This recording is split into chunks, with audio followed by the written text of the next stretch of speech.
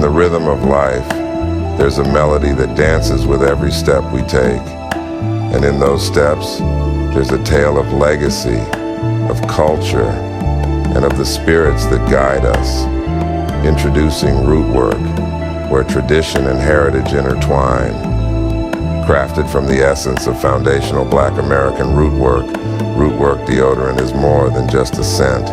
It's a connection to the spirits of our ancestors, with 6 enchanting scents to choose from, each infused with the potent High John the Conqueror root, known for its healing and protective properties. Long-lasting and enchanting, Rootwork deodorant will keep you feeling fresh while embracing the spirit of Mojora, the very essence of Rootwork culture.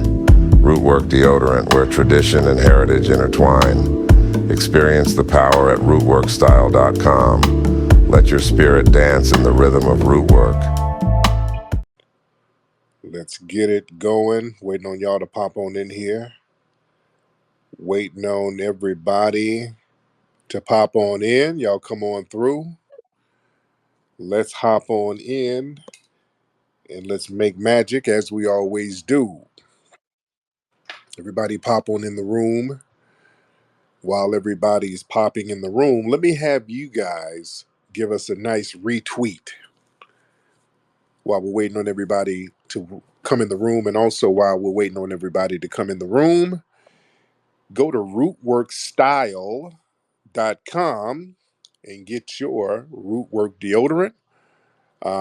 Just a heads up, we're out of the Lucky Lavender. We'll have some more in stock in a couple of weeks, but all the other fragrances and scents are available now. So go to rootworkstyle.com, ladies and gentlemen. So pop on in the room. We got to talk about the battle that's going on. We'll talk about other stuff too, but I'm just talking about the battle. I'm a hip hop fan, and I'm entertained by the battles. I got a hip hop movie coming out in a few weeks.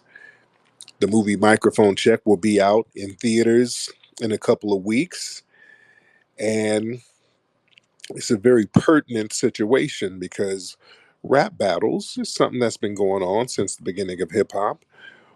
One of the first infamous rap battles was between somebody who's in my movie, MC Busy B. Chief Rocker Busy B was in the first so-called viral, one of the first big rap battles, Busy B and Kool Moe Dee. That was the first big rap battle that really made a lot of noise just outside of the borough of New York, or the borough of the Bronx. It spread all over New York. That was a real big battle. And that was one of the first big rap battles where somebody actually, got hit pretty bad. Busy B, that's my guy. He's in my movie. But Busy got hit pretty bad in that. And it's the same dichotomy. The rap battle with Busy B is like the rap battle with Drake right now and Kendrick. Busy B was at the time, he's very popular. He's a very popular guy. He was the party guy. He was the the get down guy. He was the guy who got the party started. Even though rap was still somewhat underground at the time, that battle happened in 1981. So rap wasn't as commercial. Rapper's Delight, and there was a few rap records that were breaking, but rap battles were still semi underground. And just from an underground perspective, Busy B was almost like a pop underground type of guy. Um, it was real fun time rhymes, um, almost popish to a certain degree, relatively speaking. And Kool Moe Dee, he was more of a conscious guy. Get down and dirty, he can spit. Kool Moe Dee was a lyricist, and when they battled, Kool Moe Dee was hitting him heavy. He was like, "Yo, Busy B, I don't mean to be bold, but put that bomb diddy bomb bullshit on hold." I mean, Kool Moe Dee was killing them with body shots. And that changed the game. That battle between Kool Moe Dee and Busy B, that changed rap beefs in general. That stepped up, that set the template for rap beefs when you're just going for the jugular on somebody and really harming their career to a certain degree. And we've seen this type of stuff happen where, people would battle and sometimes it would spill over into something else. We've seen people get their careers touched up by rap beefs. 50 Cent and Ja Rule. Ja Rule had his career touched up by 50. 50 kind of put a damper on ja Rule's career. So sometimes these rap battles can get very, very serious. So let's skip to what we're talking about, Kendrick Lamar and Drake. They've been going back and forth. Good records on both sides. Hey, let's keep it a buck. Um, good records on both sides. I don't know what started the whole thing. There's been a lot of back and forth going on, and then Rick Ross is taking shots at Drake, and it's getting real personal. Drake has been hitting some clapbacks. Drake had a record, a song he put out earlier tonight. Um, it was good. The beat, the track was it. The tracks changed about 3 times. He rapped over 3 different beats. You know, some interesting stuff in it.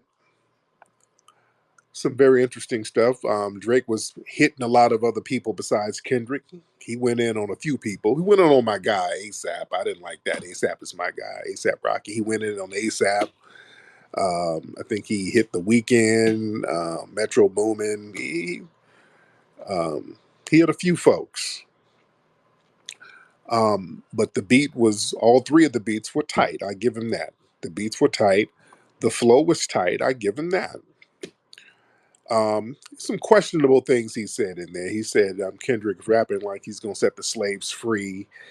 Um, that's an interesting line because Kendrick, what's keeping Kendrick a step above is Kendrick has delineated, and a lot of people are delineating. People are really looking at the heritage, and some of the rhymes that Kendrick has thrown at Drake before tonight is about Drake coming over here imitating the heritage. A lot of folks didn't like that. But the Tethers really didn't like that because Kendrick basically delineated, said, hey, this guy basically is a foreigner imitating us over here, the foundationals. So Kendrick is going in. Kendrick just did the what was Kendrick's, what's it called? Meet the Grams. Um, Drake's was called Family Matters. He released that like 3 or 4 hours ago, and then Kendrick came back with Meet the Grams, going in on Drake's family, just family member one by one. It's going there, and also what's heavy with Kendrick. Kendrick on the cover of the record, he has some prescriptions of Drake's, allegedly, some alleged prescriptions of Drake, some medical prescriptions. So people are saying that Kendrick has a mole in Drake's circle. So see that now we're going somewhere else. Now it's getting real heavy. It's getting heavy. The bar, it's entertaining. This is a great rap battle. This is a great rap battle. It's hard to call it. It's good. Let's keep it a buck. My thing is, I just don't want this thing to spill over. This thing can get real nasty. Because now they put people putting up prescriptions, and it's getting crazy. I don't want it to get real funky. There's a reason why J. Cole tapped out. J. Cole smelled this coming. J. Cole kind of saw that cats were going for the jugular. J. Cole said, "Let me go ahead and tap out. I'm about to go drink me some herbal tea in the Himalayas somewhere. I'm gonna tap out." J. Cole is like, "I'm good. This is about to go somewhere. My bad. Let me let it go because this is gonna go somewhere real nasty." So I get it. I get what, because this shit is getting nasty. It's getting nasty. Cats got moles out here. I wonder who the mole is with Drake. Who's up in Drake's circle? And it's easy to get moles. It's easy to get ops in your circles. We had one in ours. We had ops in our circles before. We had ops hanging around us and feeding information to enemies and ops. And but I think that was on some Fed shit. I think we had like a federal informant around us doing that type of shit, giving more information to other federal informants. Real heavy dynamic. But it's easy to get some ops around you. I wonder who the mole is with Drake. But just on some bars stuff with bars and beats, it's hard to call.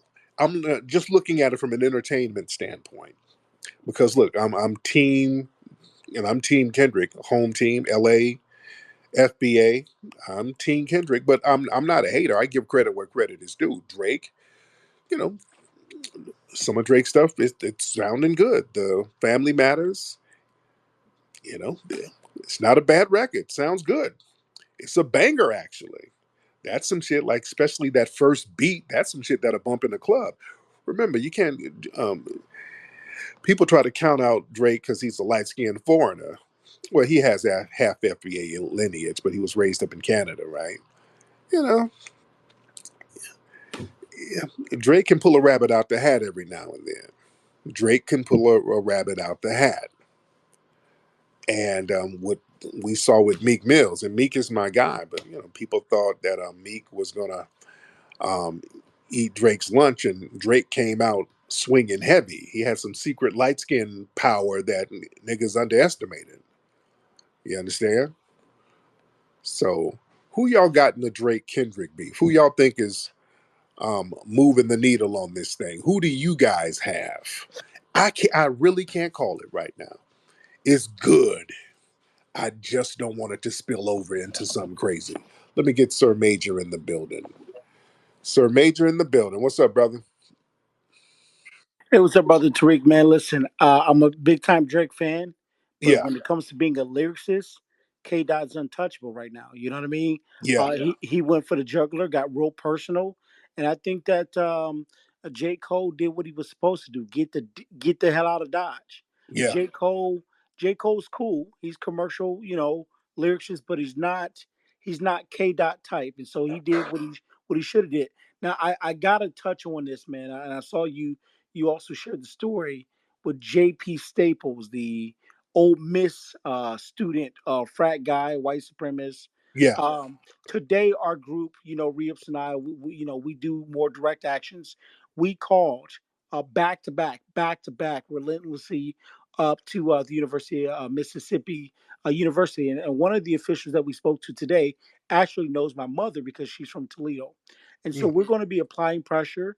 We're going to be starting a petition this weekend, and we're drafting an official formal letter demanding that this student is expelled from college. We don't just want him sanctioned. We don't want him suspended. We want him expelled from the university because Tariq, we hear so much about anti-Semitic Semitism all over college campuses in America. We hear that. In fact, the Prime Minister of Israel is the reason why a lot of the students are being arrested on campuses. He wanted to quell these protests. Well, wow, if you can't be anti-Semitic, but you can be anti-black, and when you share the story of these representatives and the governor encouraging this sort of behavior, this right. anti-blackness, we're going to hold those accountable. And so, thank you again for your leadership. All right, thank you so much, brother. Yeah, man, and I'm gonna touch on that this weekend about what happened up there at the Ole Miss, and yeah, they were making monkey sounds at a sister. So I'll touch on that later. What's up, Ant or Simi? Which one? Who I got? Yo, what Ant? up, though? Oh, go ahead, Ant. Yeah, real quick though, I'm gonna say this as far as the whole Drake and Kendrick thing. I feel like it's automatically gonna be with this conversation. It's automatically gonna be Drake can't do nothing right. So if Drake says, I'm hearing a lot of shit right, and I fuck with Drake and I fuck with Kendrick. Although I do think the Euphoria shit was fire. I think the Kendrick what Drake just dropped tonight was fire as fuck. But this is where I think the conversation gonna go. If Drake would have dropped Euphoria, people would have said it was ass because Yeah, he's not Black American, because he's not one of us. I understand it and I get it, but we can't sit here and act like the nigga makes horrible music and he suck and he don't do nothing like that's what the conversation is gonna turn into. Well, he not one of us, so he suck. And it's just we being disingenuous. The track was fire. It was. yeah, It was right. hard. So I think that's the only thing I wanted to say. There you go. Yeah, that's what I'm saying. Look, I'm Team FBA all day. Y'all know I'm Team FBA. I stand on FBA business all day. But I give credit where credit is due. The Family Matters song, that. Even he's dissing my people in there too. Some of my people are getting hit. But if I was in the club and if I'm an average listener and I'm in the club and that came on, I'm like, this shit would be banging. Banging is banging. Simi, what's up, brother? Yo, what up, though? Yeah, I think Kendrick, he definitely touched on the lineage part, talking about y'all not American, basically y'all taking up what we do here, but bring the violence also. So that was Yeah. funny. Yeah, the delineation is real crazy. But on another note, I just wanted to say that I recently found my ancestors on the 1870 census. So like it's just been a crazy journey, like looking up the lineage and all that, and being able to just see my family on the 1870 census. I've been trying to dig deeper, but from what I've learned is the earlier censuses, they only put the head of the household, and most of them only had white men on it Yeah. until 1870. So that's when they started putting like black men in their family. So just Hmm. yeah, man, FBA all day. My Peace. man. Yes, That's sir. that's I will always tell people, man, go to those 1870 censuses. That's when they started, really on a nationwide level documenting us on these census forms. Um, Real heavy stuff. But again, let me give me you guys' opinion. I just want to know who you guys have in the battle. K Dot is spitting hot fire as usual. The Euphoria was popping. Euphoria was hot, and obviously K Dot had another one waiting in the chamber because he came right back out in the way. And that's another thing, just the strategic way they're doing this, because Drake came out with Family Matters, and then a few hours later, Kendrick came with that new heat to really take that energy away. Because some people were saying that Euphoria, he took too long to put it out, but he had something in the chamber, and that took a lot of the steam from the Drake comeback. So it's getting interesting. Interesting. Sharif. Well, hold on. Let me get before I get Sharif. Let me get Durand. Let me get Durand in here. All right, Durand or Derlin. What up? What up? What up, though, Tariq?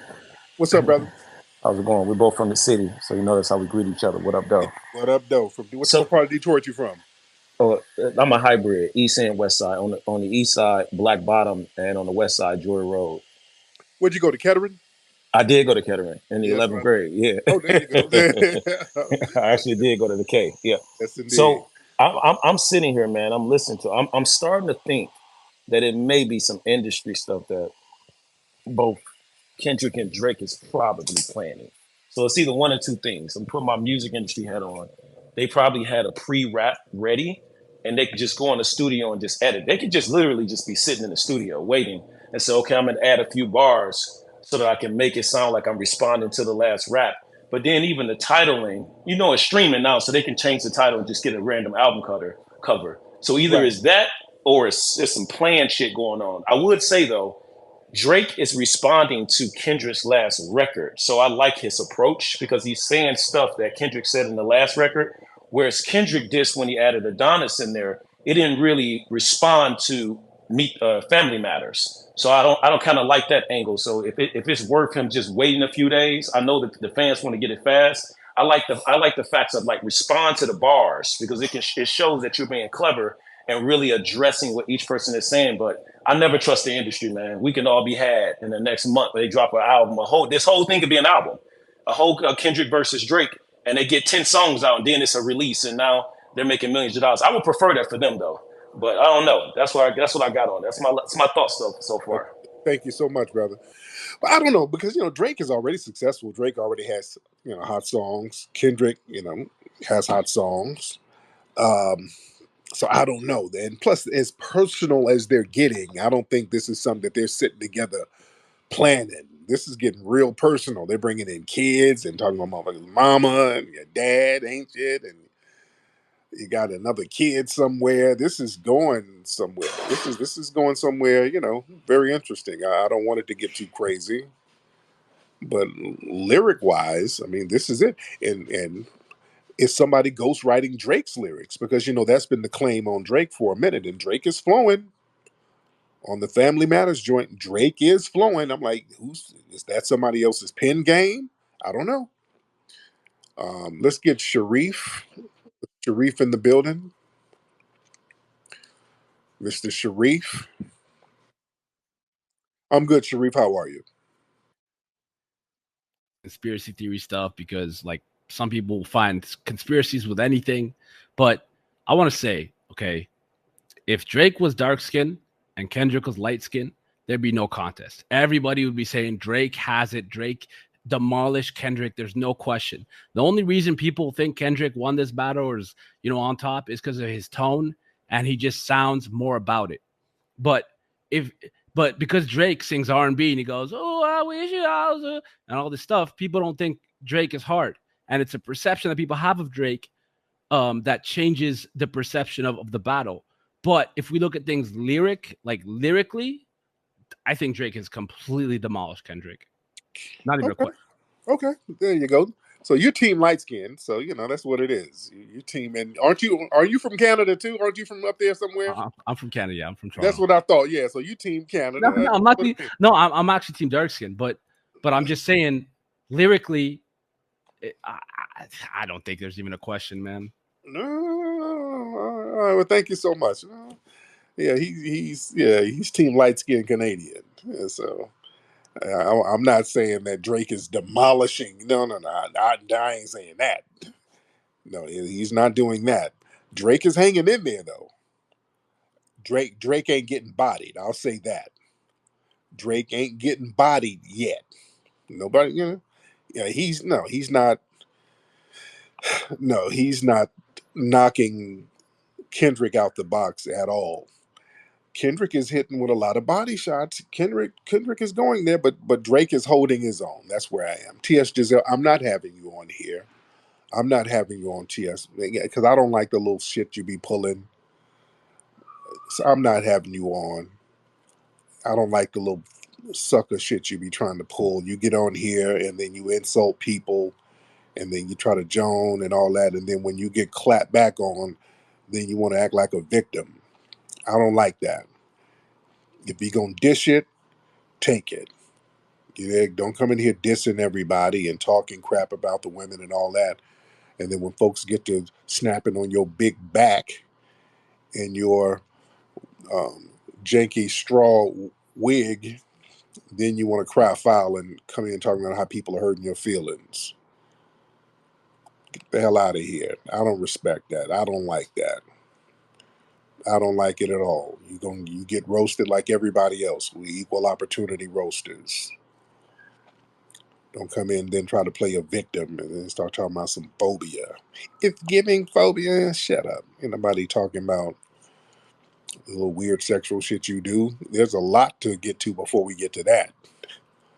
There's a whole bunch. All right. So, yeah, I don't even want you up here, to be honest. I don't like that. I don't like you dissing folks and then getting mad and whining when you get roasted. All right. Don't like it. All right. We're equal opportunity roasters. It is not phobic when people talk about how strange you look. You look like a fat Gary Coleman with a wig. It's not phobic. That's just facts. Anyway, let me get some more people in here. Jay Dizzle. Let's get Jay Dizzle in the building. Jay Dizzle. Mr. Jay Dizzle in the building. What's up, Flex? How you doing, bro? You good? Yeah, I'm good, man. West up. Yes, K sir. Dot got this. K Dot got this, man. No. Well, now, why do you say K Dot got it? What? Okay. Look, first of all, this is bigger than just K Dot versus Drake. This is hip hop versus the industry.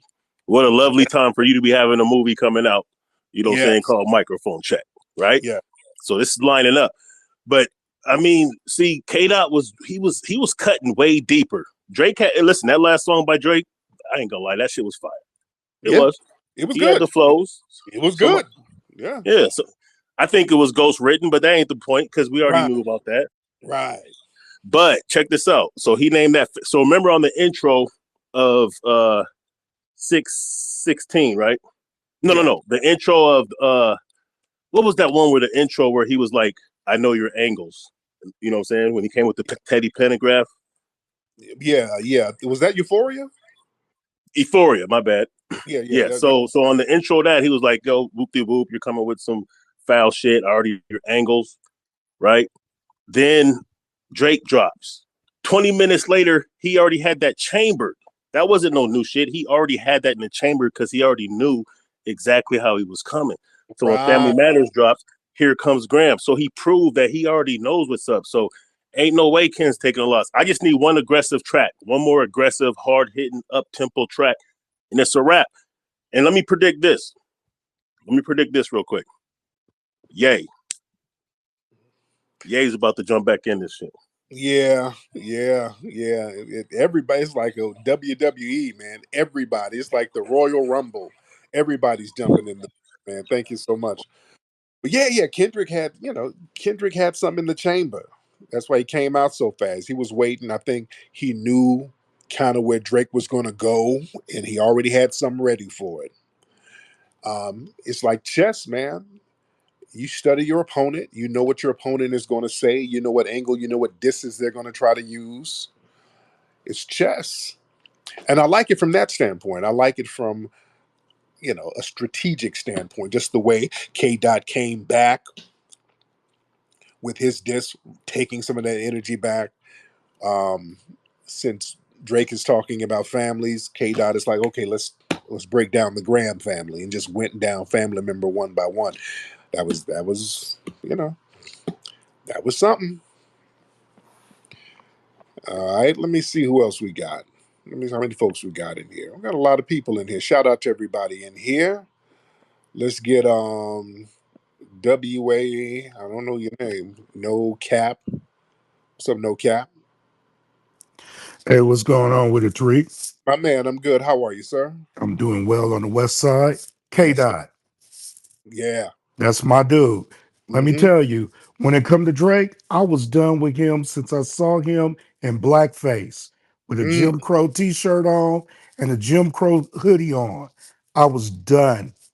mm, mm, Yeah, he's done a lot of distasteful things like the beat you like an American slave lyric.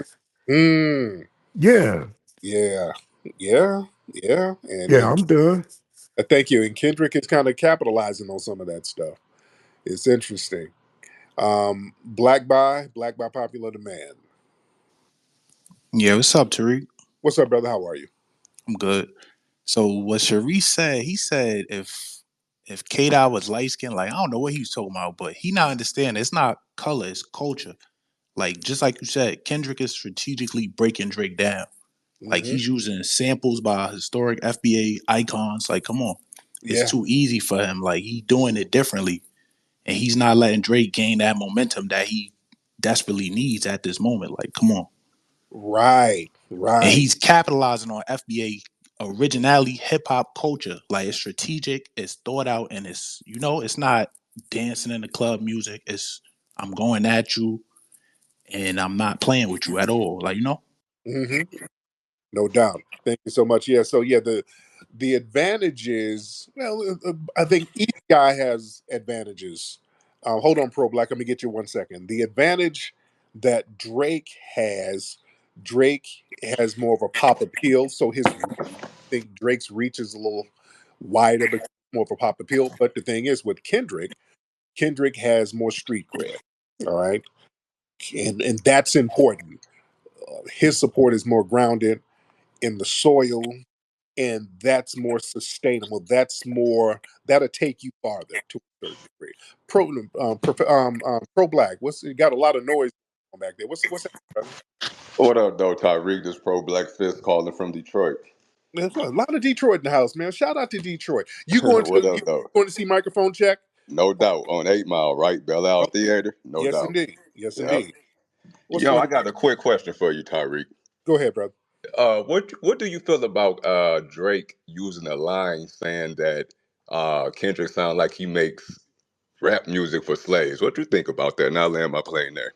Thank you. Yeah, and I just talked about that earlier. And I said that was kind of questionable. He said, "Yeah, Kendrick." No, he didn't say he makes music for slave. He said Kendrick makes music like something like Kendrick act like he's trying to free the slaves, basically saying that Kendrick is a fake activist. That's basically what that line was about. Trying to say that, Kendrick's activism isn't as authentic. So that's what that line was. So, okay. So, cats are going for the jugular. It's a hip hop battle. So cats are going to go there. And it's interesting to see how it plays out. I just hope it don't spill over into something weird. All right, let's get Stingy. There's Stingy in here. And by the way, Microphone Check, the movie coming out in a couple of weeks. Go to microphonecheck.com and get your tickets to watch the movie, man. It's a phenomenal film in theaters near you. Stingy, what's up, brother? What's up, Tariq? I'm This good. nigga, How are you? I'm good, man. This nigga Drake got Kendrick looking like a woman beater. Kendrick got him looking like he playing with underage women. This shit is just all over the place, man. Yeah, yeah. Drake was saying something about Kendrick beating on his lady or something like that. Yeah. But see, the thing that I noticed, the tethers, the ones that claim that they so proud of their culture, they tether into this like a mother. They smell money. Academics, Kai Sanat. Academics had almost 100,000 people in a YouTube space tonight. In the YouTube, I guess one of his lives, bro. Wow. So they all on it, bro. They love our culture. Man, big time, man. But thank you so much, Stingy. I appreciate you, brother. Yeah, and that's another thing. Boy, the tethers are doing the Birdman hand rub, and also the industry, the white execs, they're rubbing them hands too. Them white execs see a payday, and they want this. They don't mind this going all the way to the streets. They don't mind it going crazy. That's why I'm saying it's cool for now, but just on some street shit, I can see it kind of, when you got moles and people going in folks' cribs, taking pictures of prescriptions, now that's something else. That's a certain level of disrespect. That can spill over and get real funky. So I don't want that. I don't want nothing like that to go down. Aaron, what's up, brother? Yo, can you hear me? I can hear you, man. What's going on? Everything going good, going good. I just want to make a quick point. I feel like this is deeper than rap. We have like the tethers in our in our mix trying to say that we only exist online and different things like that.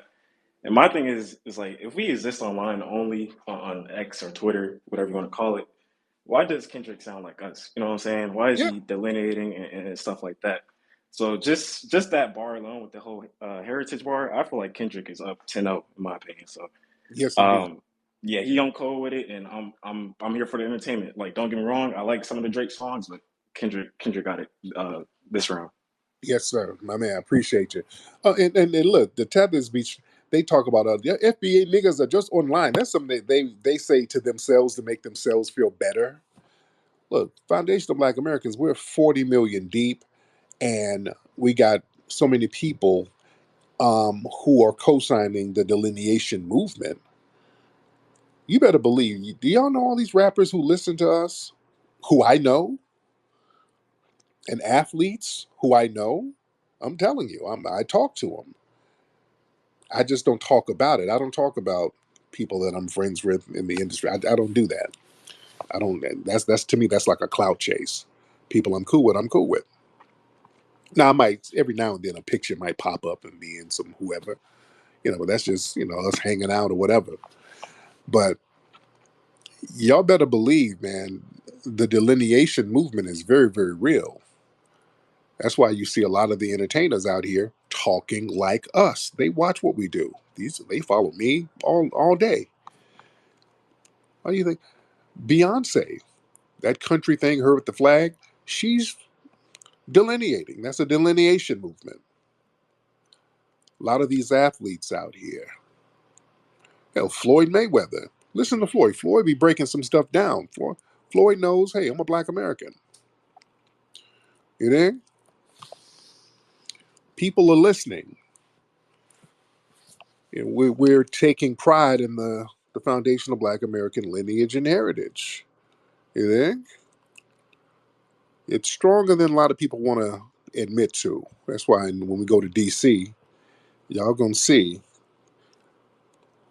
the power of the movement. We're gonna be out there in DC real heavy. We were heavy last time. We're gonna be heavier.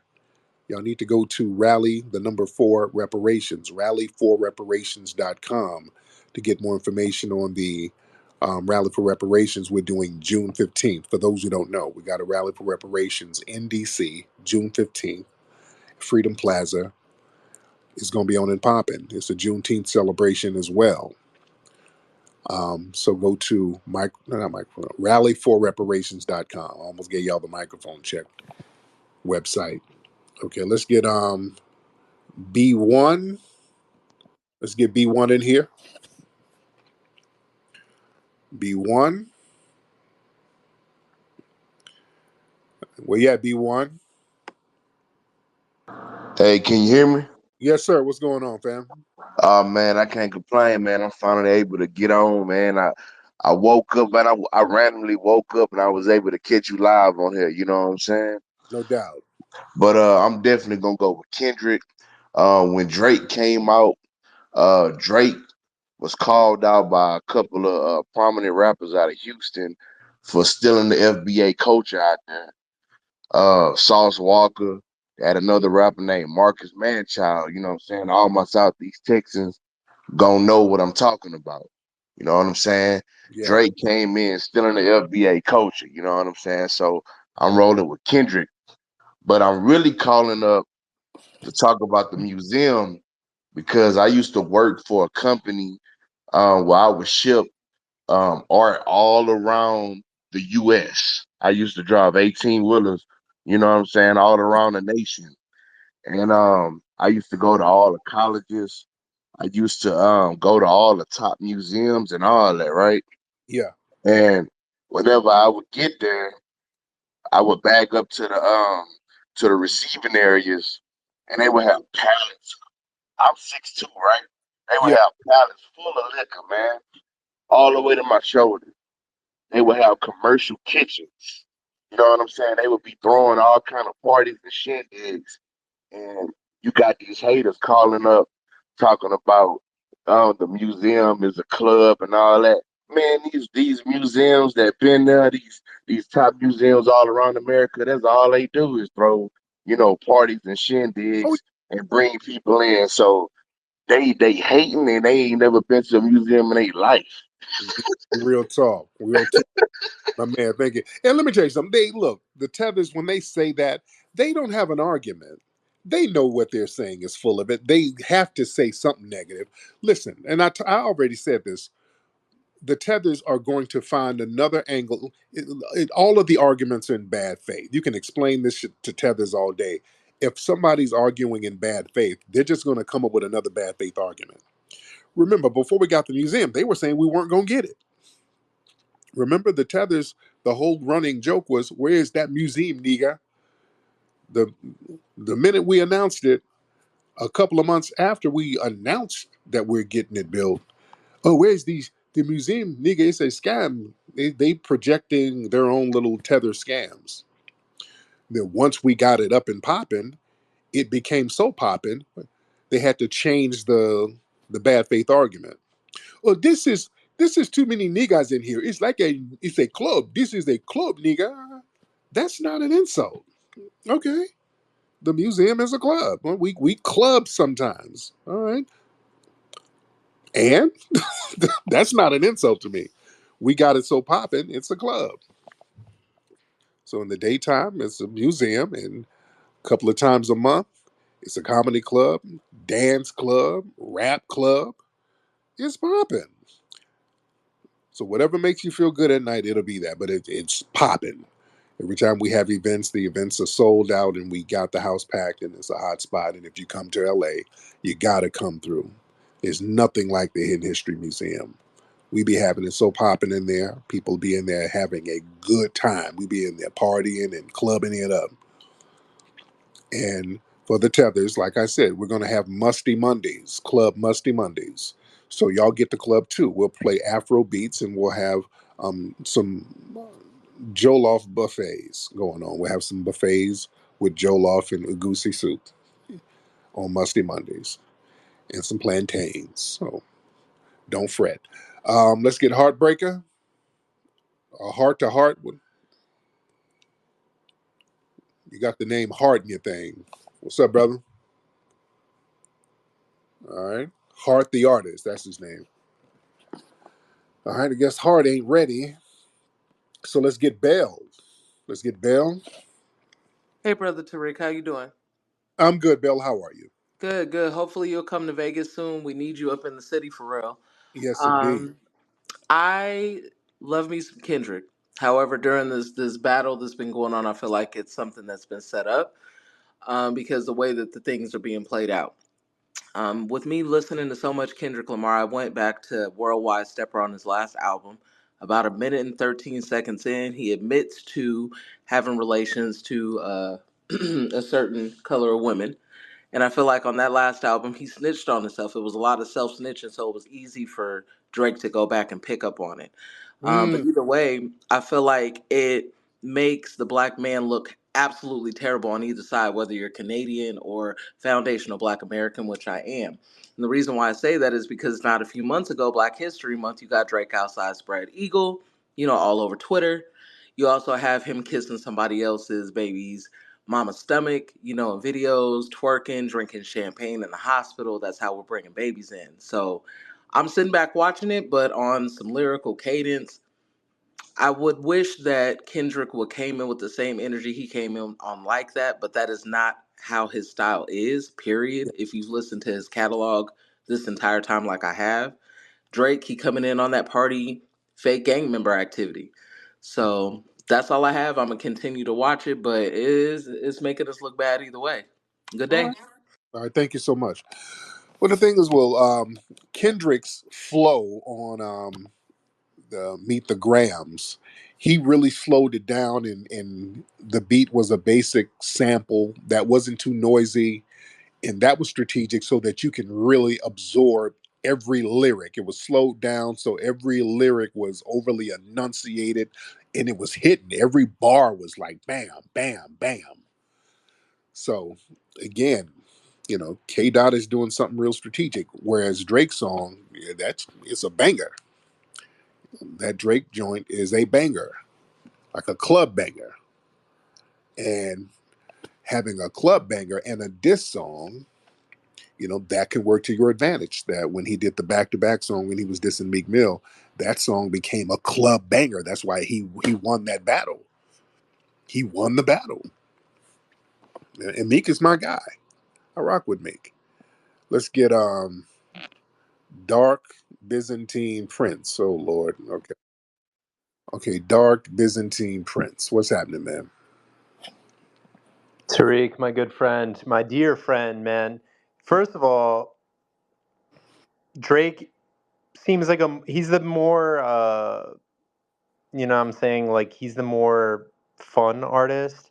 Like Mm-hmm. you were saying about clubs, when you're going to the club, you're listening to Drake. You're not listening to Kendrick Lamar in the club like that. Um but realistically they're Drake is zesty as fuck, painting his nails and shit and like doing his he's always doing cute, like, what I'm saying, sus shit all the time. And his kid has blonde hair, and his wife doesn't have blonde hair, so you do the math.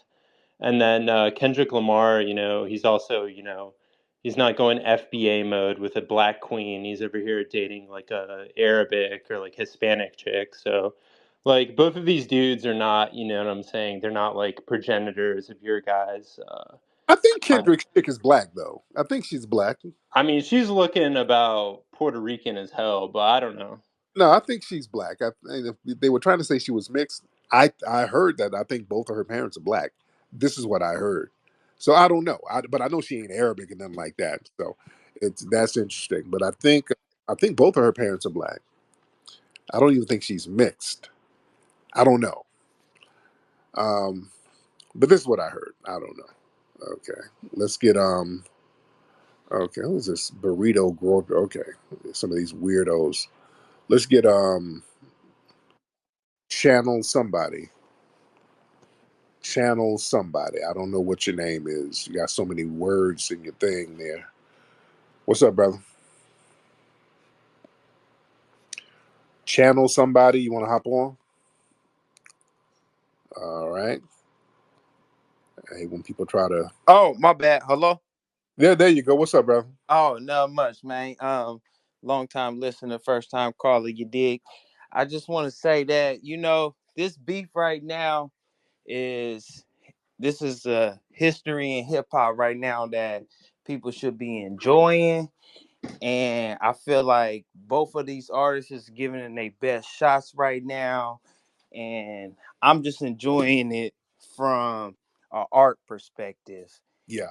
And like earlier at 6:16 in this morning, you know, Kendrick dropped, and I'm like, oh, okay, he up. And then later, I went to work, and then freaking, Drake dropped. I'm like, oh, okay, he back. And then right after we got a response from Kendrick, I'm like, oh shit, this is surgical. He Yeah. going to work.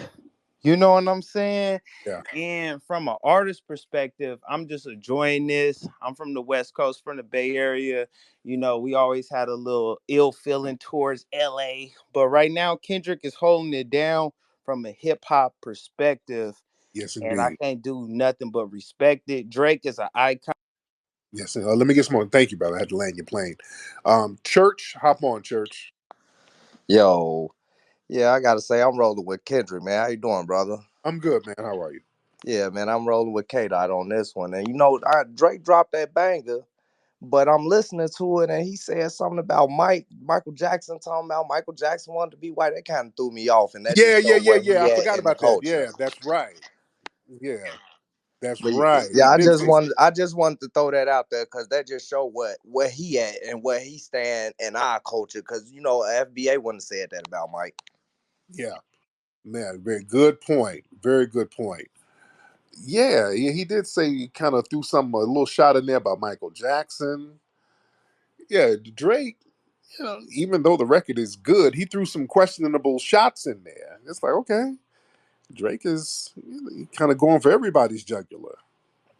Drake is saying some questionable stuff.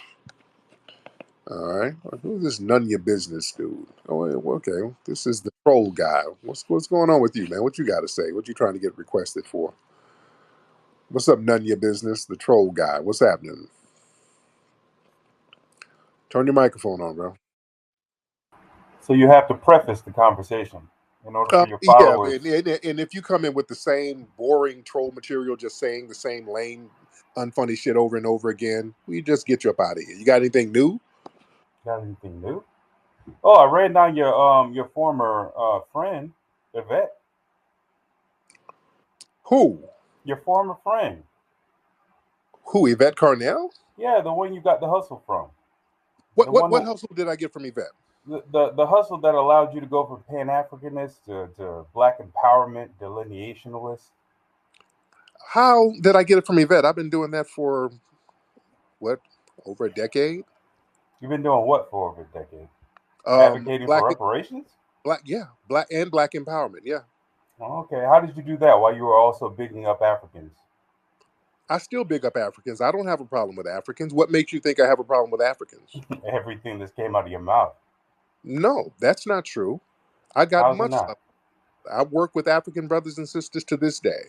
Oh, okay. Just musty tethers, like you, Musty tether. like you. How am I a tether? Yeah, you're a musty tether. So okay, so you also have to give that out to your followers for them to follow you blindly, right?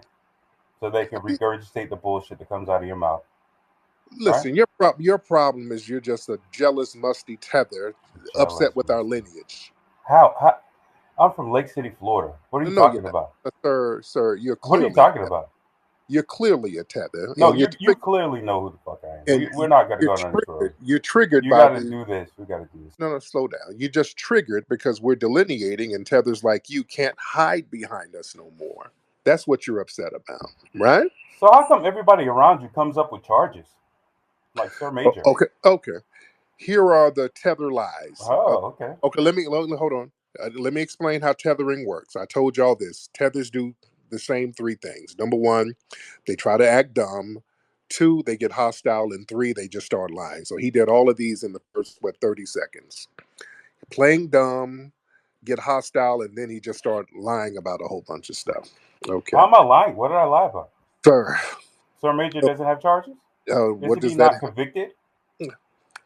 Go holler at Sir Major about that. Well, that's your right hand man. You was in a space of I don't defending him, have a right? right hand man. What right hand man? I don't have a right hand Well, man. that's what he said. He said he's your. These are tether lies. I don't have a right hand man. Okay, You're a well, he lying said that. tether. Well, he said that. So good, you Well, corrected the record. you're a lying tether. I don't have a Him right and Afro Elite were going back and forth. a right hand man in what? I was going to tell you before you hit mute.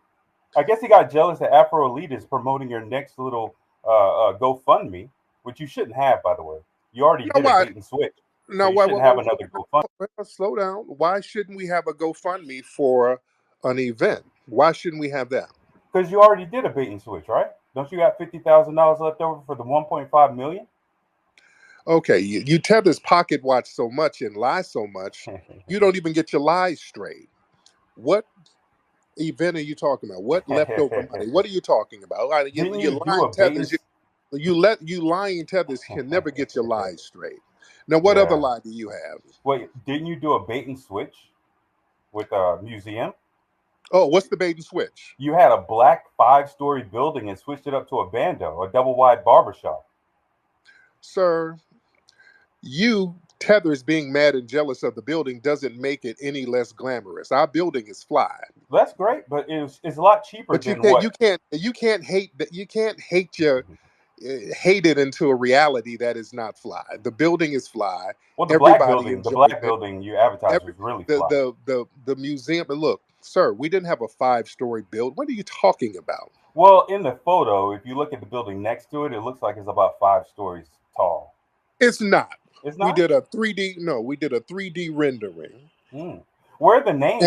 and we told people in that video Mm. to get this building, it would be $7 million. $7 million to build such a Yeah. large building Yes. In in Los LA? Angeles, yes. It wouldn't be 20 million. No, it would be about $7 million. That's what I said in the video. So if you're Bullshit. gonna lie, at least try to get your lie straight a little bit. I think you just threw out a number, hoping to get the first billion, and always plan not to do anything more, not to do another fundraising round. If But you did so well, that's a tether if you projection. if you That's did so all a tether well, why projection. didn't you do another one? That's a tether projection. We got $1 million raised, and we got a great building that costs So $2 million. why? It's popping, and So everybody enjoys it. So so why didn't you raise the next two, we the don't next three, the next because four? we're doing good. Nobody's complaining except musty tethers who have bad faith arguments anyway. So the NEMA group. Why would we try to appease a musty, jealous, failed tether? And everybody who comes enjoys the museum. We have a great time. We did exactly what Well, we said we're walking we're going away to from do. the. We're walking. We said we did exactly what we said we're going to do. We got a black institution that's grassroots, and you ain't built nothing, but you sit on the And internet you don't got $50,000 and left over. you sit on the internet whining, jealous of foundational Black But you Americans. got a mortgage on the building, and you don't have $50,000 left over in order We for have you to pay for your event that you're asking for. So black what, people got to pay for everything when it comes down to Tariq. sir? You're just whining and jealous, sir. I asked you a direct question. No, you're not. You're just making up stuff. So That's you not a don't direct. have 50,000 left over from Sir, 1.5 million. You got a mortgage on the building. You didn't buy it outright. sir, you're just babbling, Okay. sir. And you're just babbling. What You're 50,000? accusing me of what you're doing, is what you're No, doing, no. which is a No, liberal tactic. you're just lying like a tether. What $50,000 are you talking about? Out of $1.5 million, you don't have $50,000 left over? No. Why would I No? have $50,000 left over? What the hell are you So talking what about? did you spend the $1.5 No. million on? This is a mini plebiscite. What did you spend the $1.5 million on? What do you think? We spent it on the building, sir. You spent all of the money on the building, and you What do still you got a think of? mortgage. What do you think a Yet building you in still got a LA costs? mortgage. What do you think a building in LA costs? Let me ask you a question. No, Do no, no, you no, have no, a no, no, no, no, mortgage? no, no, no, no, Let me no. ask a No, direct no, no, question. no, no, Do no, you have no, a mortgage on the building, or no, did you buy no, it no. Yes, outright? yeah, we got a mortgage on it. So Yeah, you we didn't didn't buy it. pay the full We didn't price. buy it outright. How much did you pay down? 300,000. Are you insane? You see, I'm asking direct questions and you're not On answering a it. $2 million, the building cost $2 million. Okay, so how much did you put down on it? We didn't put no $300,000 down. Okay, how much did you put down on None of your damn business. it? It's nobody's business What apparently, it is every including the people who not paid not a for not a bad faith arguing tether. it. You're a nobody. You're arguing. You're already Yeah, it's making up funny. lies. You see how he's doing this, right? Y'all see this, right? Y'all pay for this. Y'all pay for this. Where is this extra money Y'all you're pay talking? for this. I asked you a direct question. How much did you Okay, pay I'm down on the asking you. mortgage? Was it You said that. 20%, 30%? Okay, you're saying that there's some extra money, $50,000. Where in the hell is $50,000? Extra $50,000. I'm asking you. We're gonna do some basic math because you bragged also about You said celebrities. it. Okay, family, I want y'all to listen how tethers, this is a great example on how these tethers argue in bad faith. He's just making it up as he goes along. This is just jealous tether talk. The arguments just go nonstop in bad faith. He just keeps making up random numbers. I'm like, where is this 50,000? I wish I had $50,000 left over. It's all tether. Okay, that none yet. That. Thank you so much. I just don't. I'm not going to bore y'all because it's just going to be circular tether babble. This is a jealous, failed tether who's pretending to come from an FBA lineage. He's upset. Let's just clear it up. Tethers like him, they do all of this circular babbling because we got this museum popping. It looks fly, and we did it in no time. And they come from these failed countries where our museum looks better than their national museum. You understand? They come from these places where our little museum that we got our money together on the grassroots, it looks better than their national museums in their homeland. And in most cases, China has paid for their little museums in their homeland. So you got to understand how bad faith arguments work. All right. So sometimes you don't really have to entertain them. I'm not going to sit here and just give a whole spreadsheet for what? You're just going to come up with a new bad faith argument and you didn't help out to get it. You see, we got to understand how lying tethers work. And again, the lies about the museum goes into lies about the event in DC. They're mad because we're having a reparations event and it's going to be popping too.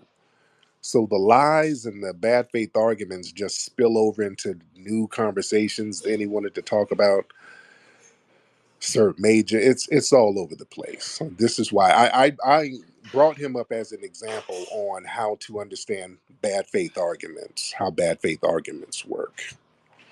All right. So the bad faith arguments, they're designed to just waste your damn time because these are failed tethers who didn't get anything popping. And he has to sit up here and cosplay as a foundational Black American. And us delineating has him feeling a certain way. That's all that is. Nick, what's up, brother? Hey, how's it going on, man? I'm good, Mr. Nick. What's on your mind? Hey, I joined your space like a month ago. I like you bring one person up. It's very, very I like it. But so just me as a person, I'm rather poor. I have 40 acres though, and I built a house myself and we got this community and it's nice and I'm Man, what curious. kind of mayo babble are you talking about? You're mayo babbling. Well, what are you talking about? You better Well, get to the point. You're mayo babbling. Get to the point, man. What are you talking about? my point is, I think freedom is in the individual's hands. In this country of America, you could take charge of it yourself. You could have some land. You could own a little piece of whatever you want for very cheap, and you got to look for it. Is that fair? As opposed to what? As opposed to what? As opposed to everything else. I mean, there's because literally everything else. Okay, what I'm trying to understand the context in which you're bringing this up. There has to be a counter argument to something. What does this mean? You can get a piece of land and do whatever you want, as opposed to what? What did you bring that up for? What was your purpose of bringing that up? Well, my purpose of bringing this up is like I think there's a lot of gobbledygook, kind of how you were like how you addressed me, and I think that if you focus on family, maybe even family, but the point is you could buy a little, you could anywhere in this country, you could buy a little bit of heaven, and you could defend it. Black people can't do that. Well, the thing is, black folks, we've had our land taken repeatedly in this country. They pulled eminent domain scams on us. The white supremacists can finesse us out of our land very easily. Also, another thing they do when black folks get something built, the FBI, CIA, they start sending operatives to our stuff. They don't do that to white institutions. I live in Los Angeles. We had the Watts Writing Club in the 1960s and 70s. They had federal agents or agent provocateurs sent up there to burn it down. They would do that to black institutions all the time. Even our museum. We got a museum. We've had nothing but federal informants and ops attacking the museum, just like this guy who called up earlier. This guy, this Nunya guy. This guy is most likely some kind of federal op, most likely. When you see people constantly trying to attack our museum and discredit it, that's not something that a normal person would do. That's something that somebody sent somebody to do. You dig? Ain't nobody that damn No, I jealous. dig. No, I dig But 100%. but but, uh, but look, us, we there's a business called the Turkey Leg Hut. They send folks down there to sabotage them folks all day right now.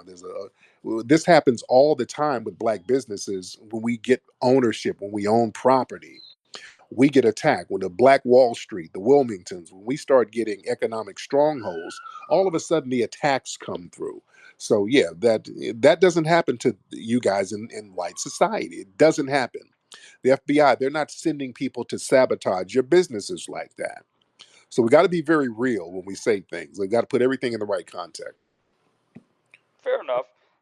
Fair enough. All right. All right. But Thank you but so much. eh, but But what? anybody in Arizona wants to buy land like 20 miles south of the Grand Canyon, Ash Fork area, I got your back.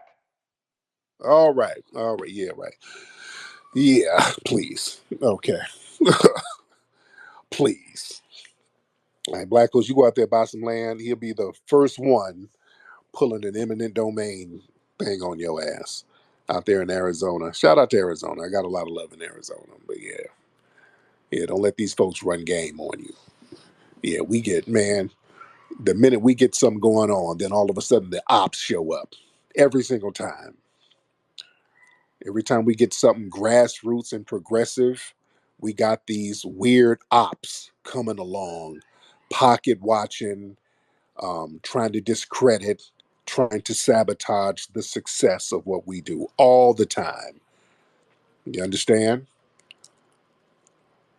So, that's a very real thing. We can't ignore that. We can't ignore that at all. And then some people are jealous, but some people ain't. Some people ain't that damn jealous. When we see people who are just constantly trying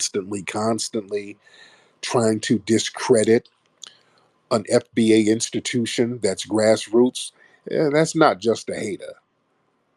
That's somebody that them alphabet folks then sent out there.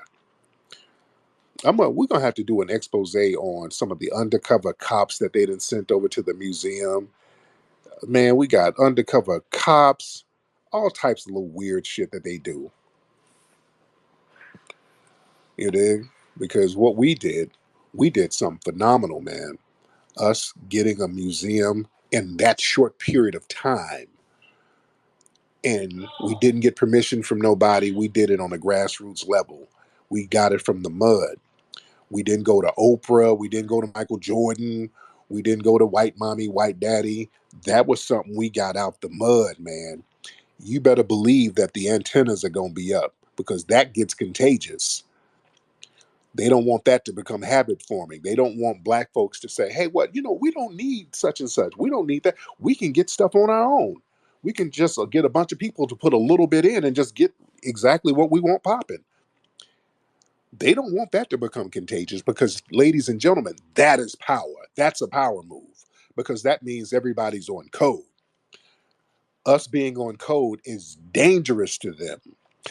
A lot of us being on the same page, that's where the power is, family. That's what Neely Fuller's been trying to say. The only thing we don't have is a code. The minute we start getting a semblance of a code, the dominant society goes on alert. That's why they got to come in and break everything up. Everything has to be about beef. That's what we're talking about, this beef thing, this rap battle. See, the rap battle, that's a part of the culture. I just don't want it to get into a beef thing where it spills over in some street business because we've seen how that can go all the way left. So that's why I'm saying, hey, we gotta. The beef thing is good, but let's make sure that it stays about entertainment. Let's keep it in the sports arena of rap because the dominant society, they would love for these dudes to have this stuff spill over in the streets because they could monetize that. That's what I get on Adam and those guys about Adam 22, those guys about having gangbangers all up at the studio and promoting little beefs here and there. So when I go, I'm like, hey, folks, we got to sit down and chop it up like men. Nobody's beefing. We sit down and we have a difference of opinion, but we can still sit down at a table and chop it up without it getting on some funky street business. Yeah. All right, let's get let me see, let's get Dark Angel. Dark Angel in the building. Dark Angel.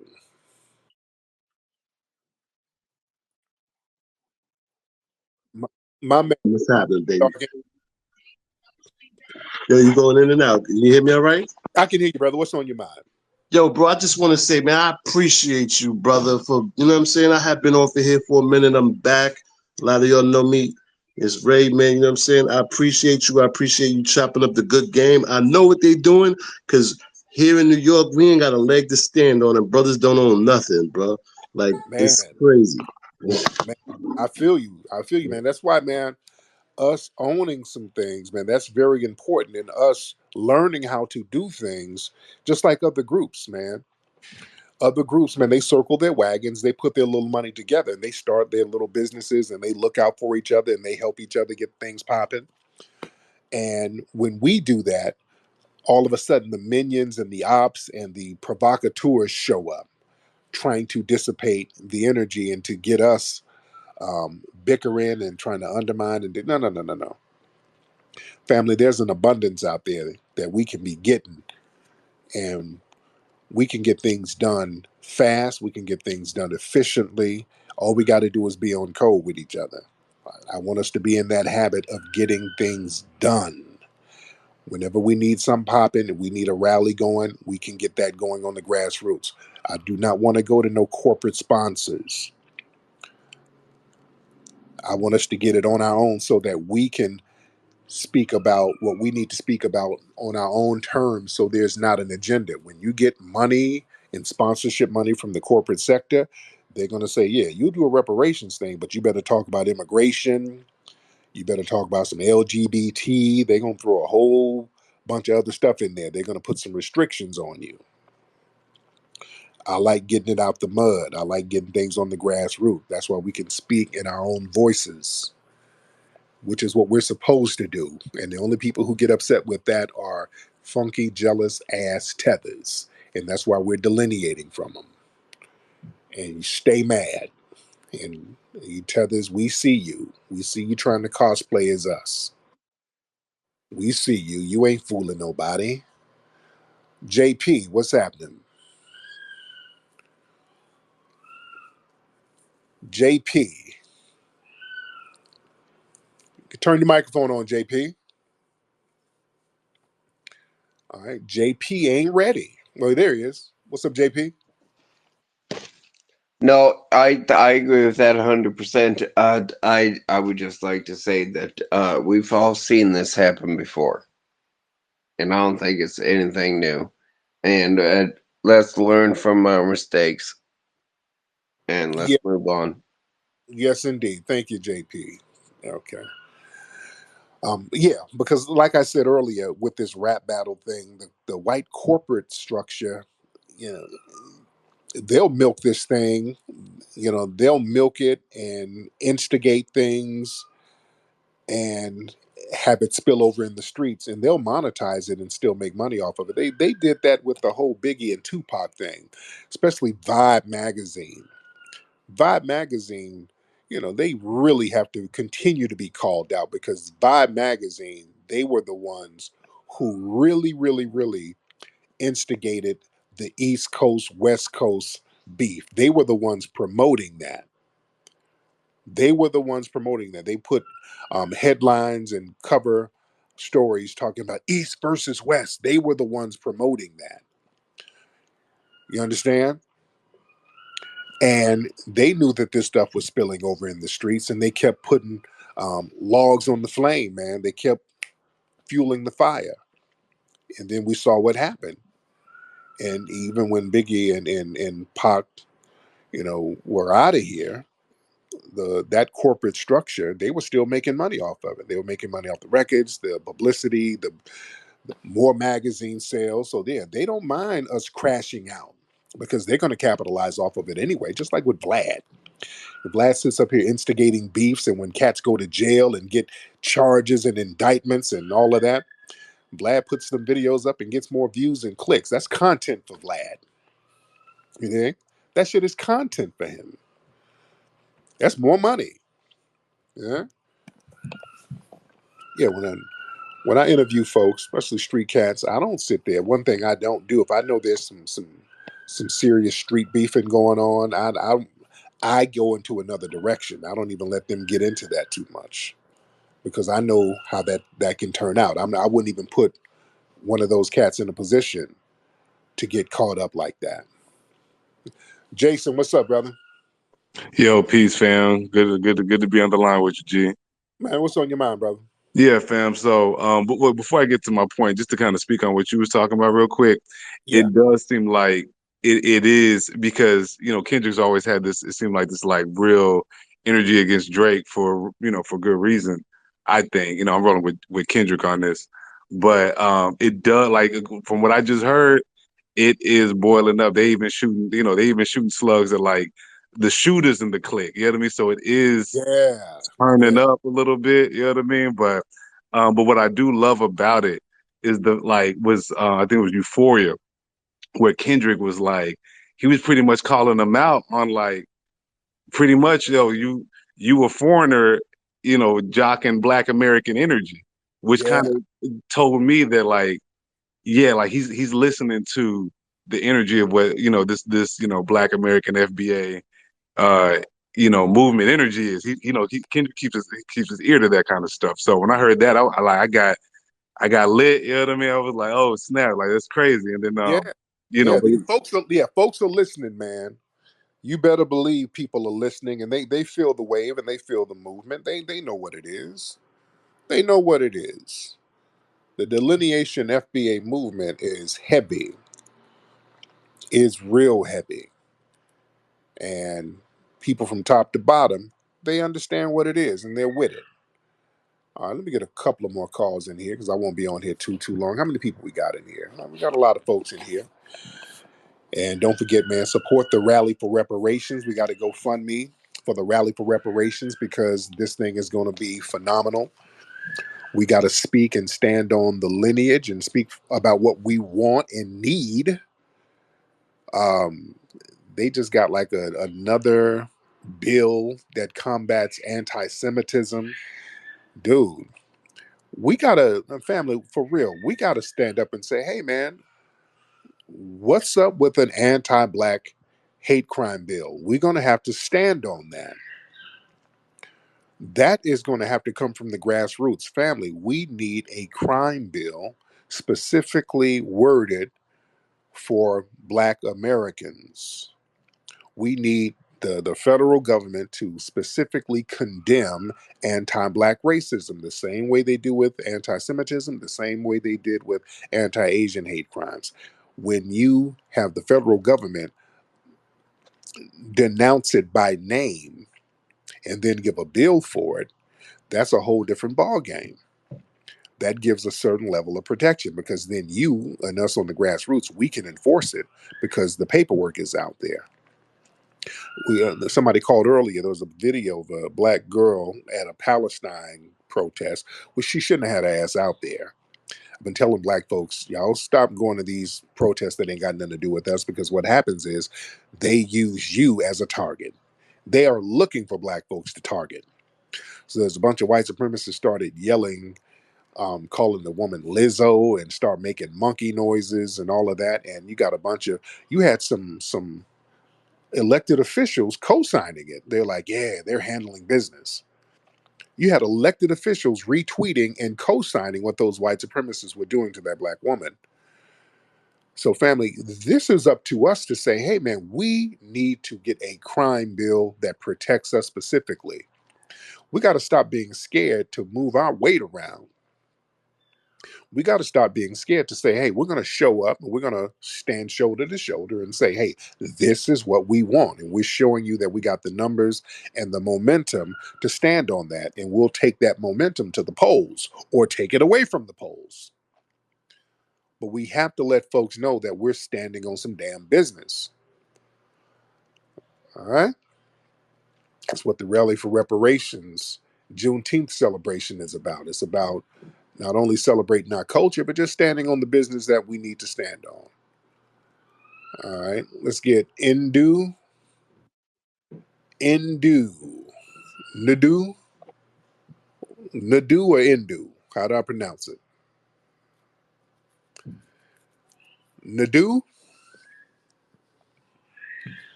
Where you at, brother? Come on, man. Answer your phone. Hello. You What's all up? right? Yes, how do I pronounce it? Indu or Nadu? The first part, Indu. the first way you said, yeah, Ndu. Indu. Now, Yeah. where you from? Where you from, Indu? I'm from South Africa. There you go. That's what I thought. What's on your mind, brother?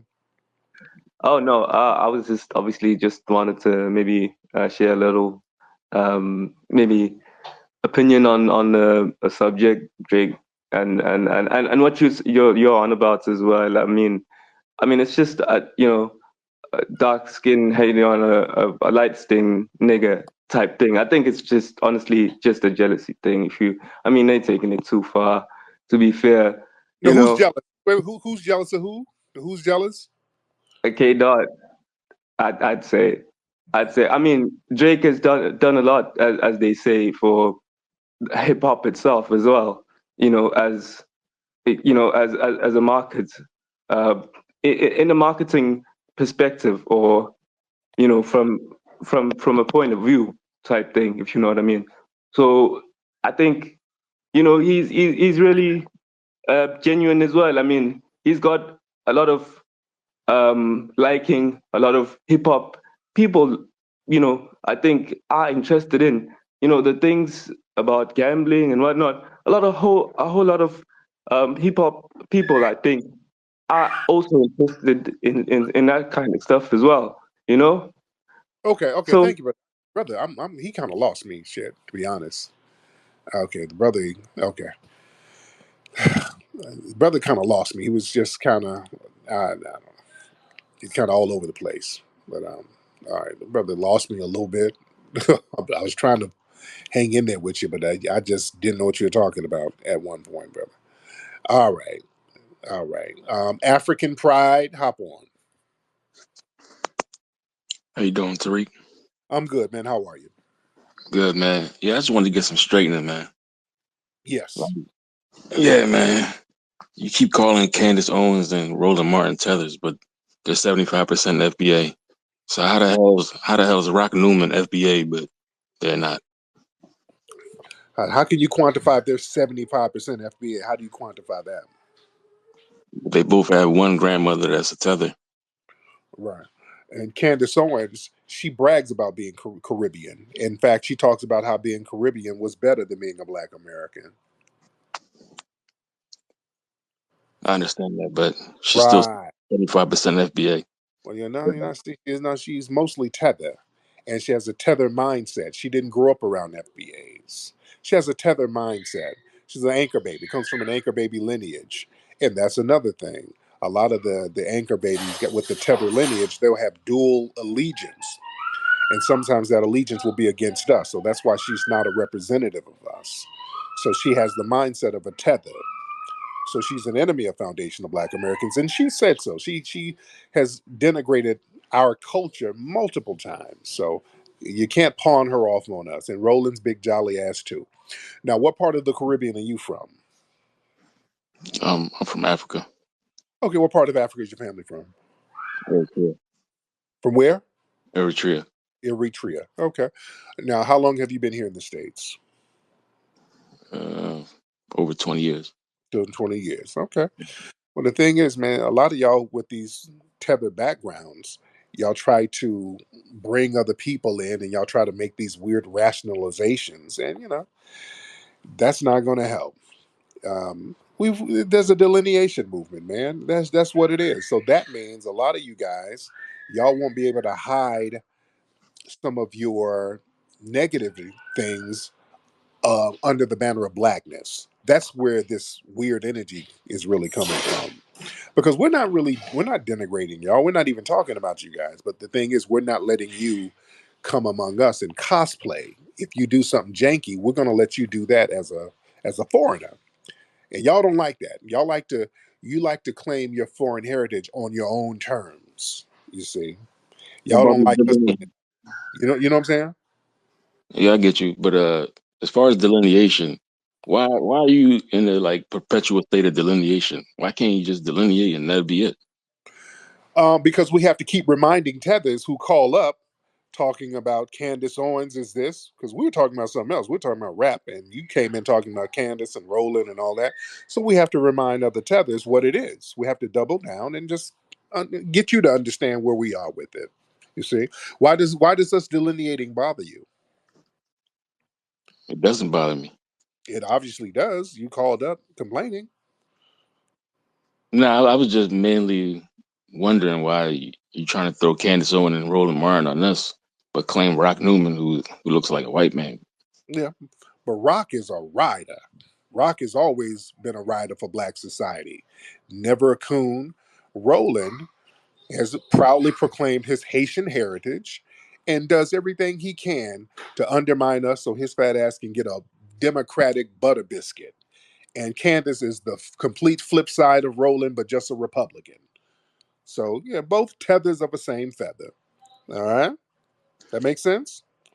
I got you, bro. There Thanks you for go. thanks for the time. All right. There you go. See, a lot of these tethers, like I said, man, they have bad faith arguments. Their arguments are not in good faith. They're all over the place. Yeah, but at least he admitted to being a tether. But you have a lot of these guys who try to claim, well, I'm from Georgia. I'm from Florida. No, nigga, you're a tether. That's why the delineation movement has you so bothered. Huh? Nobody's going to be bothered by their own lineage. Somebody shouting out and giving props and praise to your lineage and your ancestors. Nobody's going to be offended by that. Only a tether would get offended by that. Who's faking the funk? Huh?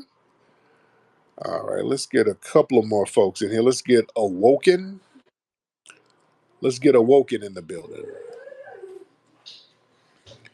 Awoken, hop in, man. Awoken, just turn that microphone on, brother. All right, Awoken having some trouble. All right, where you at, Awoken? Let's get Clock. Let's get Clock in the building. All right, Clock, where you at, man? Clock or Awoken, either one of y'all. All right, Clock. Go ahead, Clock. Speak, man. We can't hear you, Clock. Let's get Haggy. I'm trying to get a bunch of new faces that we haven't seen before. Let's get Haggy. I'm good, Haggy. I already hear an accent. Where you from? I'm in Canada. Okay. What part of Africa are you from, though? Oh, I'm from Zimbabwe, so Southern There you, Africa. there you go. So what's on your mind, Yeah. brother?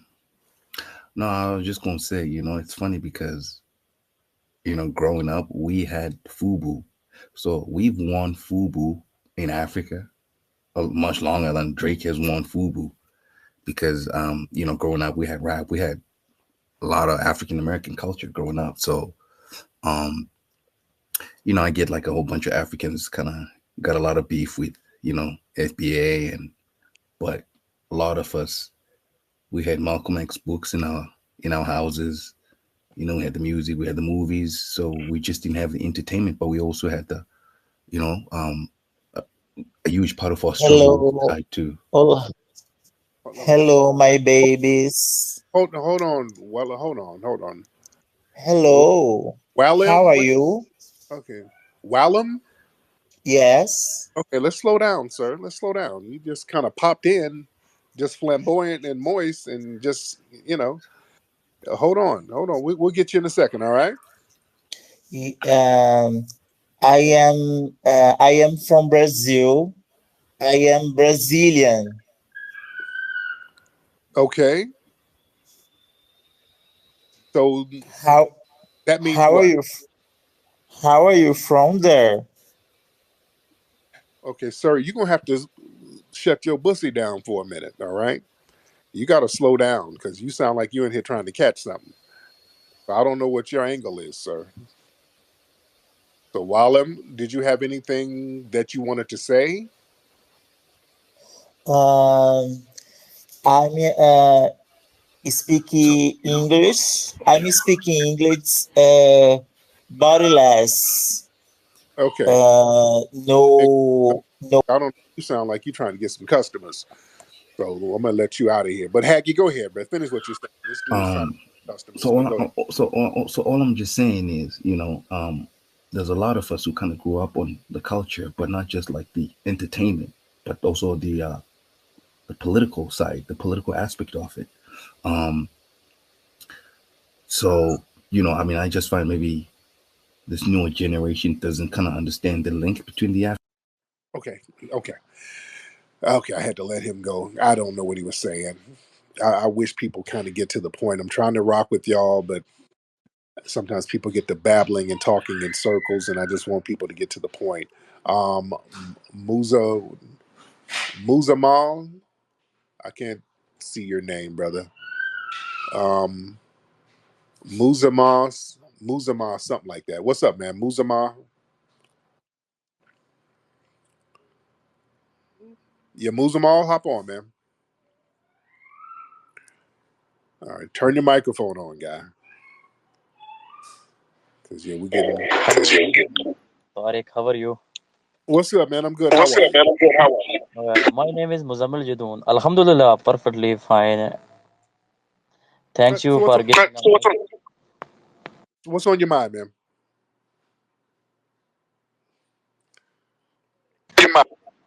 I am from Pakistan. I am new here. Come to Okay, your space. Thank you. okay, okay. So now this has become a Benetton ad. Just foreign dudes want to call up and say where they're from. I'm from Pakistan. I'm from Brazil. Okay, okay. I don't know why people are calling up just giving shout outs to where they're from. And a lot of y'all, you're not really good at speaking English, which is okay, but y'all don't really have anything to say. And I don't know why y'all getting up on the stage or why you're requesting to get on the stage. Um, I don't know if y'all looking for a 90-day fiance. I don't know what you're looking for. I don't know what you want. Don't know what you need. All right.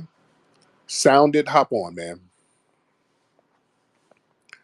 Let's get sounded in the building. Hello. What's up, Yeah, sounded? yeah. There was a speaker a few speakers ago. I think you guys had a little like off-putting conversation. I think what he was just trying to ask you is that if the building costs 2 million and you said that you didn't put the whole 1.5 million that you got on the building, he was asking, don't you have 50,000 left from that? That's what he was asking. Because you said that you didn't put the whole 1.5 Well, I didn't have 1.5. We didn't have $1.5 million. We only got from like the. a little over a million, and more than a million was put down for the building. Okay, so I think that's all he was asking. He No, just he was. wanted to. Huh? No, he wasn't. He was making up shit. He was. Okay. He was just throwing random numbers out. He was So just making stuff. so the building cost 2 million, and Yeah, how much did you put down on it? over $1 million. Oh, so you put the whole fund Over. that you got. I put not only the money from that we raised, put my Yeah. own money down. We had to put my own money down. So that makes sense. Yeah, that's not. That's just how businesses go. Yeah. I think he was trying to make you like seem like you're doing like a scam or something. That's Well, what. he's a tether. That's why his whole argument's in bad faith. The Yeah. whole, and that's what I'm saying. The argument was in bad faith, and my point was just to show how janky and bad faith the argument is. The real issue is we as foundational Black Americans got something successful, and a lot of people from tether backgrounds, they feel a certain way about it. That's the real issue. The money and all of these little janky dollar amounts they're making up in 50,000 here and all of that, nobody's really buying it. You understand? You And know, what? listening to that, you know this guy's full of shit. You know that. Yeah, I came on like to kind of clear it Yeah, up because I didn't want you you know when to. somebody's arguing in bad faith, and Well, yeah, you you did. know You how live. real estate is. You know good and well, a $2 million building, nobody's pocketing any damn money. Yeah, you know what I'm saying? Yeah, come on, Yeah. stop. Ain't nobody, dude. All right, whatever.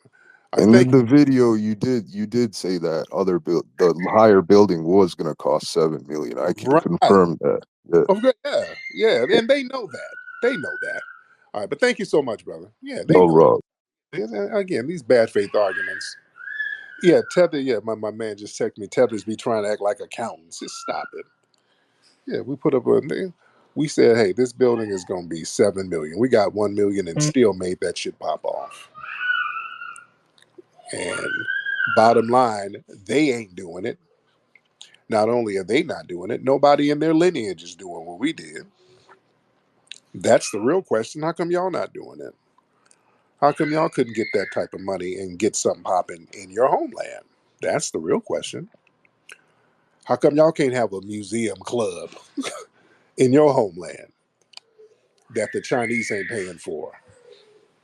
No disrespect to my brothers and sisters from other places, but yo, when y'all tethers come over here trying to pocket watch and project their jealousy onto us, fix that damn failed homeland. All right? Let me get one more call. Ladies and gentlemen, let's get one more. Raise those hands because we do have a lot of people. And also, again, we got the rally for reparations. Speaking of 50 grand, we're raising 50 grand for the rally for reparations to make it pop off because it's a free event. But the production, it cost. So we need people to throw a little something on it so we can get this thing popping, so we can stand on that lineage business. And we got some surprises at this event too. So we need everybody to get involved. And shout out to everybody who has gotten involved with the GoFundMe.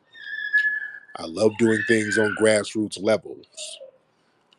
I love getting things done from a grassroots perspective. My daughter needs to go to sleep. She's in here playing. So she's trying to get attention from me. So I'm going to have to get off here in a second. So raise your hand. Let me get one more good one. One more good call. Let's get Christopher. All right, Christopher, what's up, bro? What's up, Chris? Hey, what's up, Tariq? I'm good, man. How you doing? What's going on, man? I'm calling in from Dallas. Hey, man, I want to kind of get back to the topic you was talking about, Kendrick and Drake. Man, I Yeah.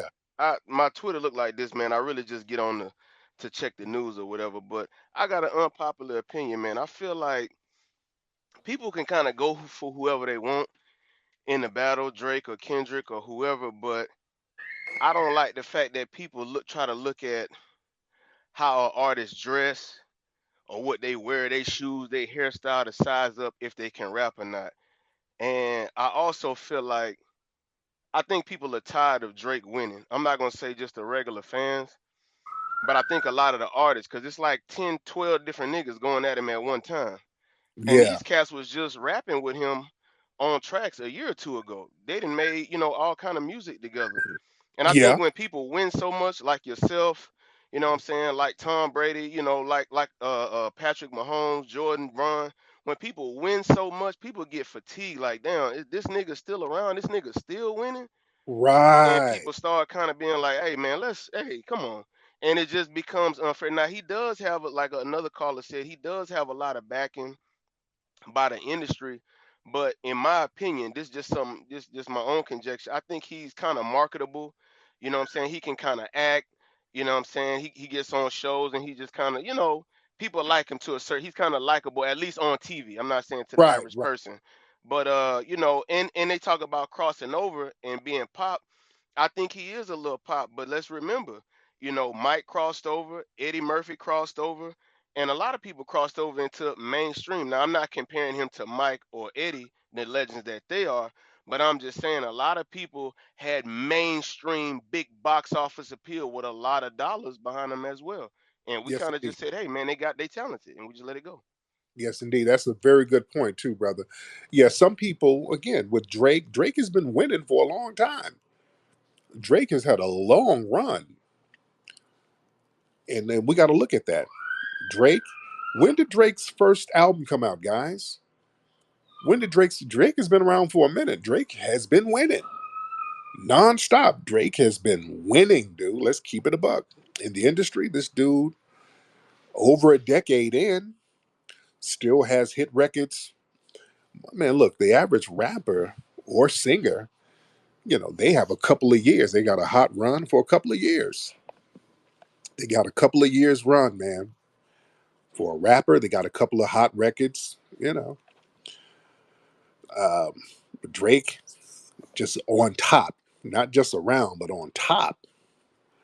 And a lot of people, man, when they see somebody constantly winning, it's like, hey, man, we got to help this guy get at least one L.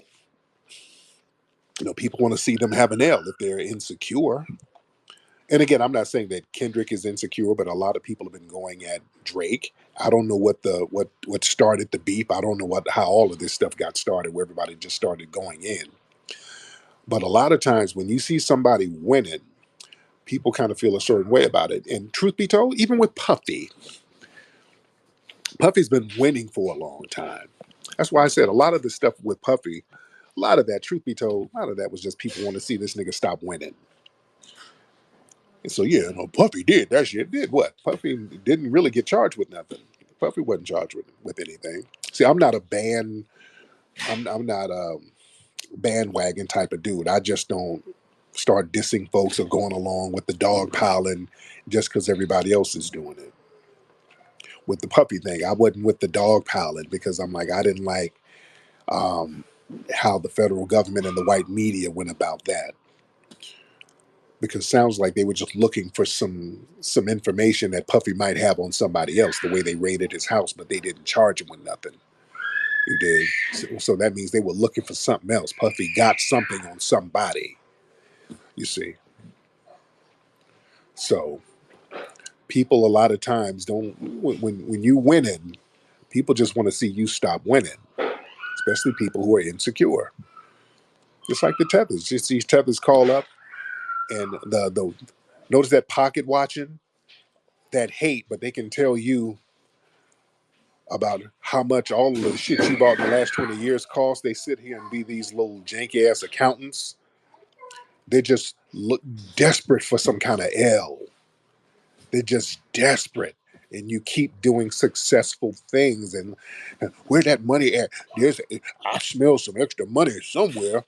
There was some money somewhere. It had to be misappropriated somewhere. They're just desperate for an argument. You dig? That's that tether shit. Like, if I'm losing, how come this nigga can't lose? If I had to flee, he can't lose? You see, that's what that's about. Let's get Skrilla. Let's get Skrilla in the building. Skrilla. Skrilla? Skrilla, turn your microphone on so you can speak. All right, Skrilla, you here, brother? Can you hear me? Yeah, I can hear you. What's up, Hey bro? man, I wanted to speak on the Drake and Kendrick situation. I was thinking that, to be honest with you, I think that Drake is really kind of being exposed as being kind of like a tether to the culture. You know what I'm saying? He's being used Mm, unknowingly to me. I think I think mm. that's what's really going on, and I think Kendrick is kind of calling it out. But that's just my opinion on that. That's all I really wanted to speak on. Thank you. Yeah, that's an interesting take. You know, yeah, and this whole thing with Drake has been tethering onto the culture. That's an interesting take. Anyway, man, let me get up out of here, ladies and gentlemen. It's been real. Go to rallyforreparations.com to support the Rally for Reparations. We got to GoFundMe. We're at 20K right now. Shout out to everybody who contributed to that. We're at 20K. We need 30K to go. So we're going to make that happen, family.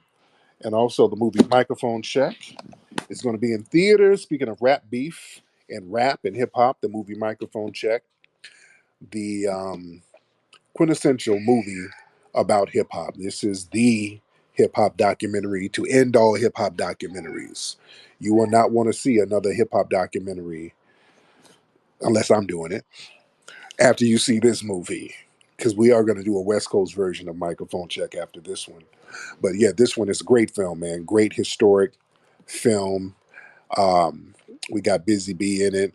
And Busy B was, speaking of rap beefs, he was part of the first big viral rap beef that happened in 1981 between him and Kumo D, and there was a lot of parallels. So just get a great history lesson on rap and hip hop by watching this film, man. Go to microphonecheck.com to get your tickets, microphonecheck.com, and get your Rootwork deodorant at rootworkstyle.com. All right, guys, I'm out of here. Papi Akute, la lavuve to the family. Peace.